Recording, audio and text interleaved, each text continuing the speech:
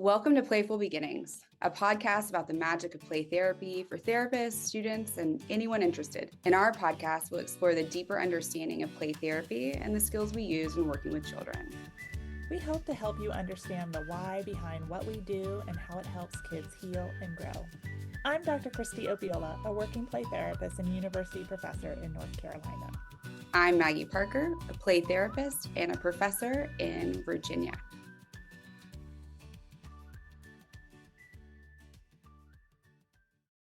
Well, hey, Kristie.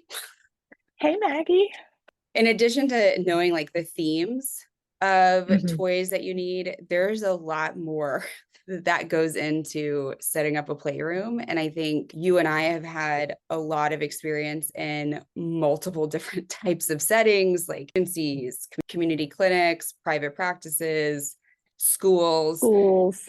And so maybe we can talk about like what would be our ideal playroom, things to consider. And then when you're in a space that's not your own, how you kind of manage the messiness of play in a space that's not your own. Yes. Because I think that happens. Well, at least for me, that happens a lot. I'm like, oh, geez. It's currently happening for me. Can't wait to hear all that. Thinking about play space, like this has been written about, like what does the ideal playroom look like? My experience is I've never worked in an ideal playroom, but I think if I had my choice, I'd love it to follow the ideal play space. So Landreth in his book, The Art of the Relationship, gives some like ideals of what would be helpful in a playroom. And I don't know if we want to start there, just kind of talking about what's suggested and then what does reality look like? Yeah. And so I know he suggests like a 12 by 15 foot room, right? So 150 to 200 square feet is the ideal size for a playroom. It is interesting. You don't want a playroom too big, right? And you don't want a playroom too small. They both bring challenges to it. Too big of a playroom, it's hard to be in connection with kids. And too small of a playroom, it's hard for kids to have moments to be by themselves because they're literally within arm reach of you at any given second. And so I do think there's a happy medium between the two. And there are ways that you and I and others have created spaces when the room was too big to, whether it be a classroom and we move shelves a certain way. Yeah, or that you're in a conference room, right, with a big table in the middle and you're trying to work around what the big table looks like. Because it does sometimes feel like, because we come with stuff, right, like all the toys and stuff, that sometimes people don't know where really to place us in agencies and private practices and schools. So there is some advocating we have to do on our part to make sure, but sometimes I think we also appreciate the opportunity of space, and so we'll figure out how to make it work. I personally like either a square or rectangle best, but I've also been in an L shape and just have to strategically think where to put my therapist self in that space so I can see all parts of the room, bottom part of the L, so that I can see either to the left or to the right. But yeah, it really depends. That famous statement we all love so much. It depends, and trust the process. Well, I think that's also something for listeners who are kind of going into this, whether it be counseling or play therapy. There's a lot of ambiguity. And so we can give parameters and there's not always a script. And so buckle up, because you're going to have to you can make informed choices. Yeah. And I think that in intentional choices, but there's just a lot of ambiguity. So, these are things that both the book and what I think are helpful, and we'll also share some of the modifications because this isn't always the way it is. So it's not always the reality that we're faced with. Right. I also think this gives us an opportunity to use our creativity and our flexibility in the moments. But I think there are some interesting things to be thoughtful of when we're thinking about space. I know we trained in a center where there was actually a bathroom in the playroom, which is just wild to me thinking about it today, that there could be a bathroom in the playroom, and how that really afforded kids space. They didn't have to leave the playroom, because I don't know about for you, but so many of my kids are fearful if we leave that they won't be able to come back. And so that can be distressing for them. But, like having running water in the playroom is ideal. But if you don't have it, it's not a deal breaker. Right. You just get a little Tupperware container that you put some water in. And I think there can be a whole episode where we talk about kids and bathrooms and the Oh yeah. playroom. But I have found like it was very nice having a bathroom in the playroom. It was Or close by. strange or close Like by. I like it close by if it's not in the playroom. I just think there's like a liability issue with it being in the playroom I in think a today's lot day and was, age. yeah, I think a lot was afforded to us when we were in school, and that was there because we were always being recorded. Yeah. And so there's a safety in that I don't know I would feel if that was not the case. Yeah. Where I've struggled in a playroom recently was it was locked. The bathroom was Mm. locked and you had to go down the hall. So you had to get the key. And if someone else had the key, then you had to wait. And kids have to go to the bathroom. And that was And they don't really tell us until they tough. have to go to the bathroom. And I think that It's not happens like they're too. giving us warning. No, and I'm trying to hold back because again, I think this could be a whole episode of going to the Yes. bathroom. But it is nice to be able to have a restroom nearby. And again, also the water. And the water can be used in so many different ways. It can be used for the baby bottle, for nurturing, or, whatever. There's so many different Dumping in things. the sandbox. They love to dump it in the sand.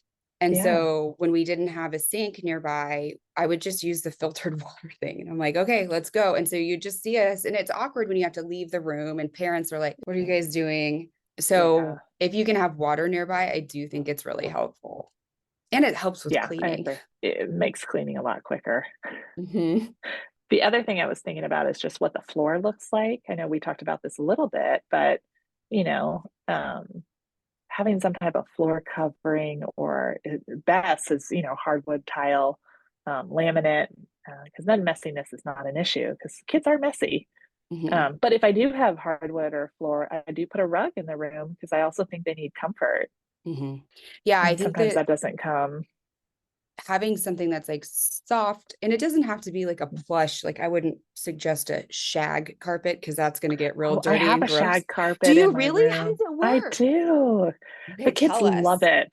The Really? kids I love it. Now guess. the sandbox is not on the shag carpet. I have a tile floor, so it's like cold and kind of sterile. But so I did put a shag carpet in there, and it's off to the side, kind of over by where my shelves are, so that kids can, like have a little play area. And it works great for most things, but it doesn't really work great for like the army men or for some things to stand up on. So the hardwood floors. But I found it more, kids want to spend more time on a shag carpet than they do just a regular carpet. But I also learned to put padding under it so that it's kind of like a Mm-hmm. softer place to land, Mm-hmm. especially on like a tile floor. It's Yeah, really hard and it's really cold. it's so Um, cold. so it's, like that's that sterile feel to it. But, you do Mm-hmm. what you have to do with the space that you have and what's afforded to you. Mm-hmm. And I've had carpet in the last couple playrooms that I've Mm-hmm. been, and it's not nice carpet, it's office building carpet. And that's easier because you can brush the sand up. You don't always Mm-hmm. have to vacuum because it's hard to vacuum in between sessions if you have Yeah. them back to back. So you can kind of like brush it up really quick, and I'll do like the running man over it to kind of like really grind it in. Then, Uh, but it's not terrible. But then I think yeah. about, okay, what can I put underneath if paint gets on the floor, right? So I get some of those plastic office things that we talked about before, Yep. and because then it's easy to wipe up.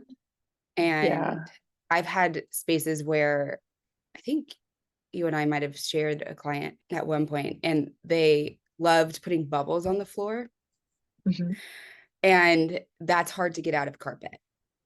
So, it's like your Well, it just limits stays are going wet to for a be, while. yeah, it's going to be. So Yeah. it's just kind of like figuring out your comfort level. I think we were afforded a really great Yeah.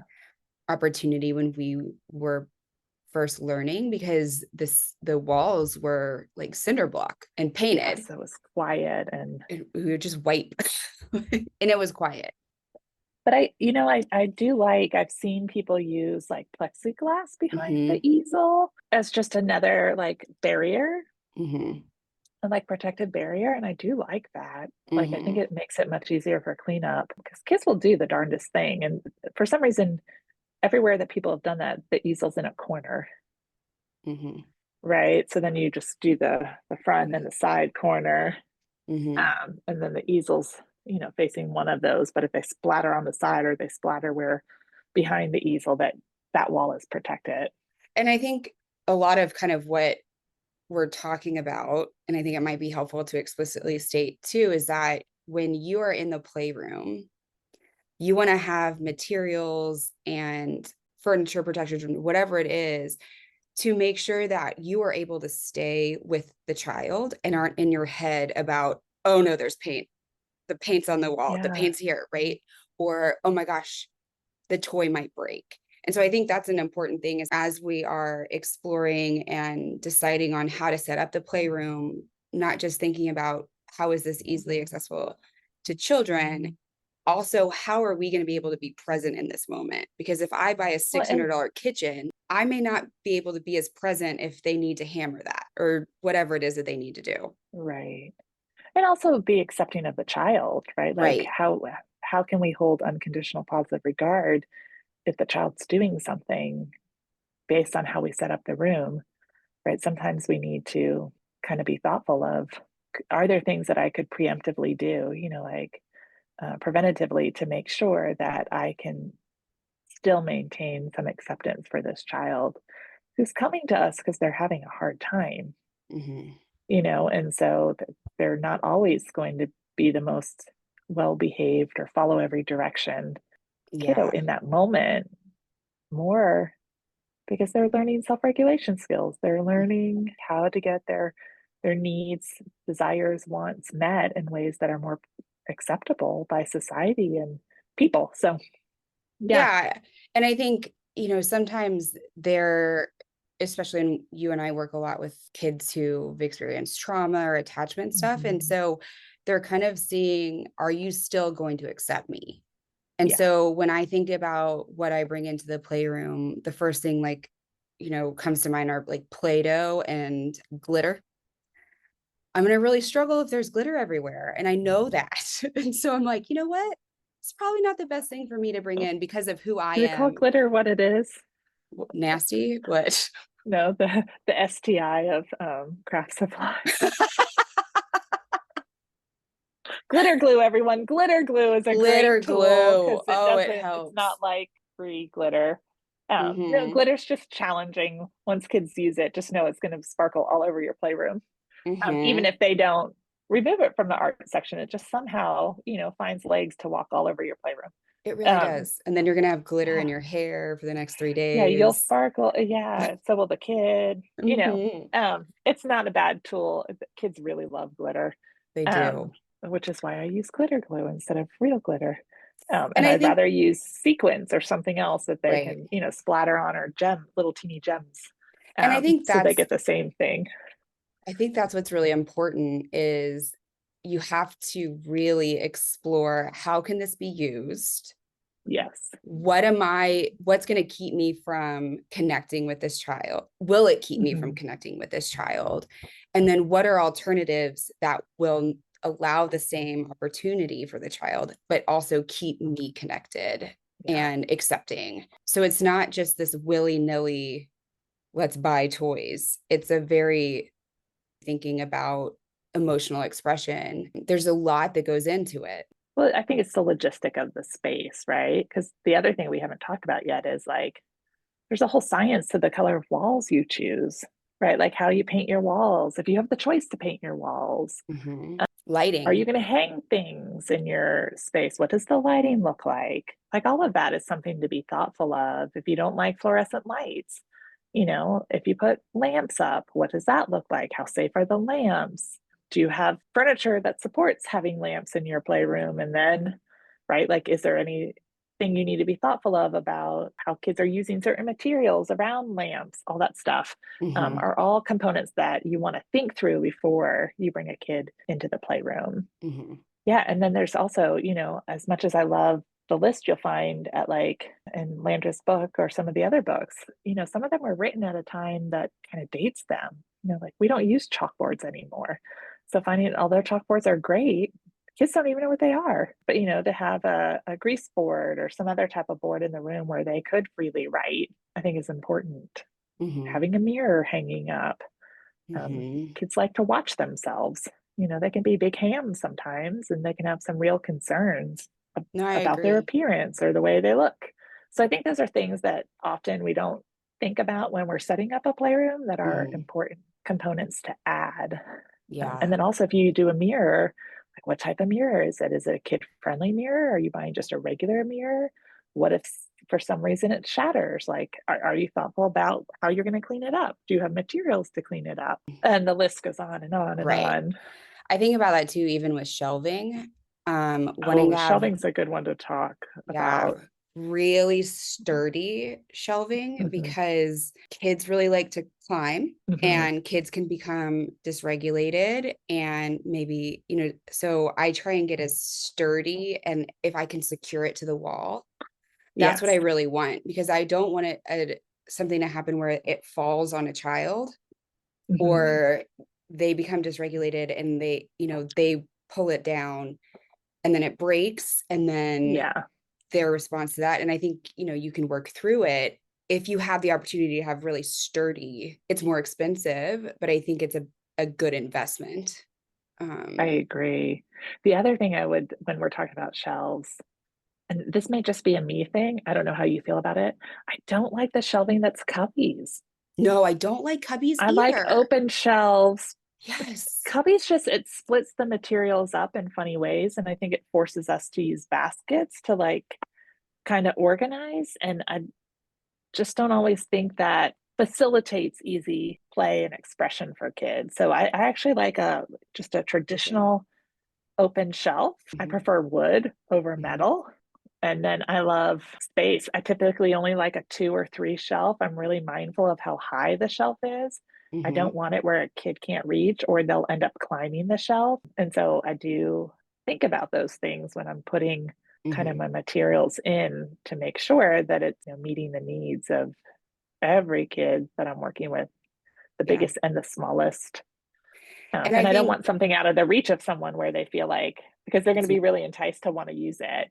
And I don't want mhm. to have to set a limit on, well, those materials aren't for you. Right. And I think I have been in two spaces.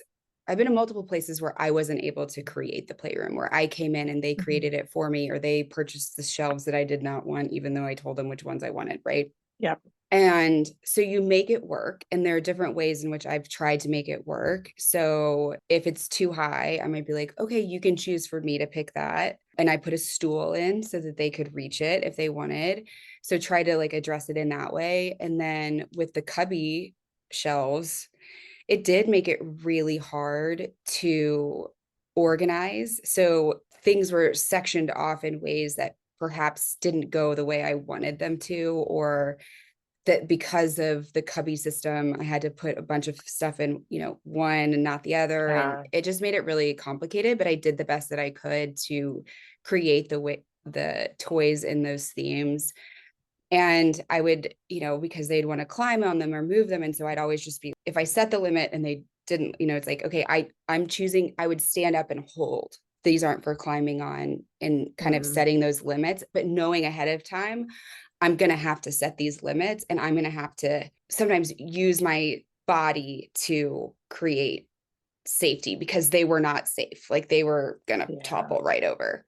And that's hard, but I was aware that that was going to have to happen. And so I was ready. And it was not ideal, but we made it work. And I still think kids were able to get what they needed out Yeah. of the It's not that space. if you have them, they're not usable. I think you waste a lot of space or things get clumped together that you don't really want to clump together. Mm-hmm. When you have the like cubbied, which they sell everywhere nowadays with those cute Yeah. little baskets that go in them. They're just, for me, they don't make play very accessible for kids. They spend more time sorting through stuff than they do getting to play. And so my goal is, that they can utilize the whole 45, 50 minutes of session, 53 minutes, whatever you need to do for insurance, Mm-hmm. where they can play. One thing that you and I have talked about that's different than what the Landreth Hmm. book indicates is the use of like tints. We talked a little bit about it Oh, yeah. before. And so I had a tint in my space and I'm like, this takes up so much room and blah, blah, blah. And they loved it. it was an Yeah. opportunity to kind of, if they needed space alone, that they could do that. It became a puppet theater. It became a hide and seek. And so it's something that's not on the list, and it's kind of Yeah. coming more and more into the spaces. And I'd love your perspectives on it. I know we've talked about it before, but Yeah, I do find the tent helpful. I work with a lot of kids who have difficulty in forming relationships, and so I think it's a space that they can go into, like, to separate and still be in space with me as the therapist. And again, they can use it as like the puppet theater, or as it can be a home, or they can do mastery play in there before they show it to you outside of the play space. Um, and I've had lots of my kids have opened up a lot while they're in the tent instead of being out. I have so I used to have, I think, what we would call like a traditional kids tent, and now I have an A-frame tent. So it's just a old school, what you would think of camping A-frame tent. And oh my gosh, my kids love it. And it has a window in it, which is really cool, so they can look out. Yeah, and sometimes if I have to choose one over the other, like, I love a puppet theater, but I absolutely adore puppets. But I think I might choose a tent over a puppet theater. But I think I've seen kids do the same thing behind a puppet theater that they do in a yes. tent. But we often behind a puppet theater will make soft spaces. So, like, I'll have a beanbag chair or some type of fluffy thing that they can kind of nestle into a big teddy bear or something back there that kind of facilitates the same thing a tent. But I do think kids really benefit from having a space where they can escape into environment for kids where they can be creative, or they can use it as like a safe, secure place where they can kind of separate themselves from you in that moment if they need a moment to themselves. And I think that's important to create in your space and to be comfortable with what's in there and what's behind there. Kids need that sometimes in relationship with us. Sometimes they need to master things before they show it to us. Sometimes they need some separation because their feelings are hurt. I've also seen them be used as like separate houses. So, like, I'm over here and you're over there, and then they can role play things that they experience in their real lives. And so all that shows up when you have a tent or a puppet theater in your playroom. I think another thing to consider too is sometimes we're put in spaces that are also used like By other multi-purpose. therapists. Yep. So there may be a couch or chairs, and I thinking ahead of like, are you okay if they jump on the couch? If not, how are you going to try and separate this? You know what I did? Because I've had this happen. Or they put paint, or they, spill something on the couch, and then I'm like really mindful. I do a waterproof fitted sheet that I put Oh, around the couch. So the couch can still be there. It can still be a place of comfort, but I'm protecting the fabric so that them jumping on it or whatever. Because I've also had kids use the couch as like a fort building opportunity, and needing like a battle between you and them. They can do that in the playroom too, but sometimes they just needed, different materials to be able to do that. And so if I'm in a space with a couch, I find that's what it gets used for. and like the couch Um, cushions are used sometimes for yep. forts, or like the floor is lava. I love Yeah, that and game. you can jump. Yeah.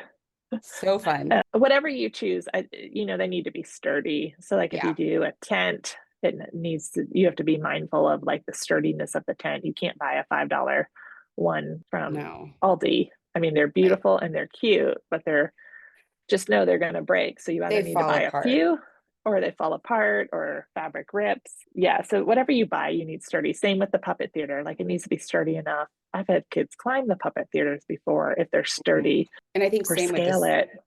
Yeah, and the same with the sandbox. Like Yeah. ideally, if you can have all of these things that are like sturdy wood, I think that's really helpful. Big enough, like for the sand tray too, like big enough to get Mm-hmm. in. And then something to think about is like, if they're climbing the puppet theater and they fall, are they going to hit their head on the sandbox? Like, how are you Mm-hmm. positioning things? I think is And I think you important. need to make a priority list, like what's most important to you. So if I Mm-hmm. asked you, Maggie, of the things, of the equipment that you want in your playroom, so how many shelves you would want to, if you want a sandbox, a puppet theater, a tent, Okay. um, At least two what would be your shelves. top two? Okay. Oh, top Or two? no, no, no. Okay, just tell them in order of what you would want.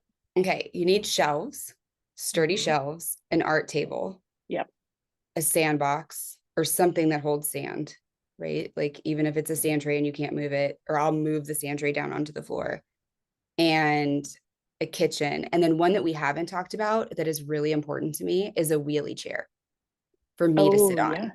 Because I think if there's only couches for you to sit in, I tend to get really comfortable, and the more comfortable I am, the more sleepy I get. And not that I want to be uncomfortable, but I want to be like the chair I'm sitting in, it's like a straight back, I'm focused. And when it wheels, then you have the opportunity, you can say like, I'm choosing to come closer so I can see what you're doing. And you don't get that opportunity if you're in a couch or an armchair. And I also don't want to sit on the floor because the child hasn't necessarily invited me to play yet. And so I feel like that's almost like encroaching on them and their space. And so I think a wheelie chair is so helpful. And even like I had small spaces to go around, and I just kind of like eat through. Wiggled quickly. Yeah. What about you? Yeah, I would say 2 shelves are important so that you can have both. So your aggressive and nurturing toys can be separated. And some of that is dependent on the size of your room, but I don't think I've ever been in a space that I don't have at least 2 shelving units. I don't think you need more than 3, but I like your art table idea. Nothing big, child size, enough to hold a few sheets of paper and some markers and maybe a small container of different materials. Huge tub of glitter. A huge tub of glitter, yeah. That's always priority on my list. My head is shaking no. A sandbox, I think, is really important. And I've even done a Rubbermaid container, like an under the bed Rubbermaid container when I don't really have space for a sandbox. You're so good. A doll house is really important to me. And a big dollhouse, not a little teeny one. So I often have both a big and a small dollhouse in my playroom because many of the children we see today are navigating between 2 family systems. So they're going either from mom to dad's house, or maybe something happened to a previous house and they moved or something like that. So having like a small dollhouse and a big dollhouse is helpful. A puppet theater. I think the wheelie chair is important. I don't think it's the most important thing to me, but it's important.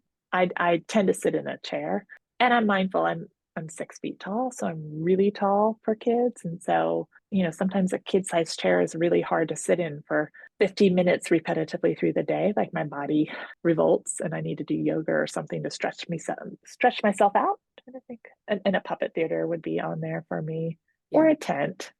Both take up a lot of space, so I think you have to pick. And an easel. I think an easel is really important too.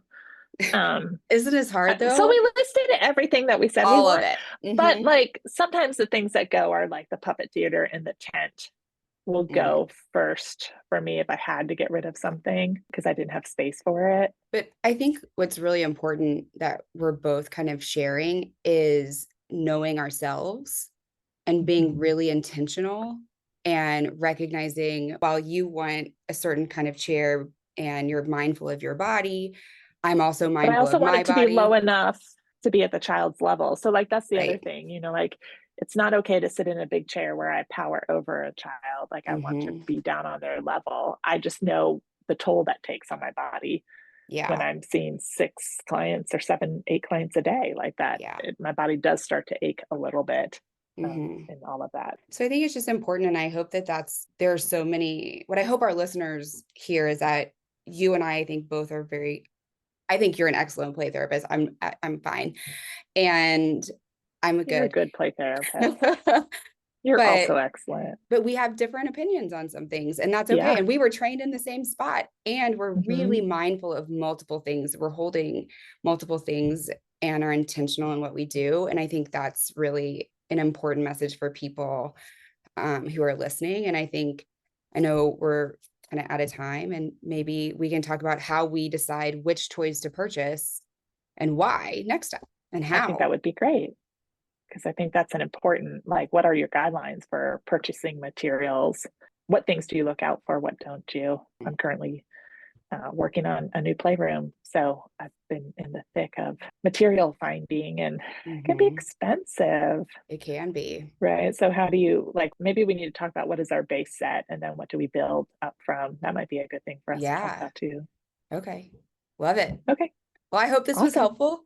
And it was great Yeah, to talk to you again. I know. I hope this was helpful for our listeners and just points for you guys to ponder. Yeah. Okay.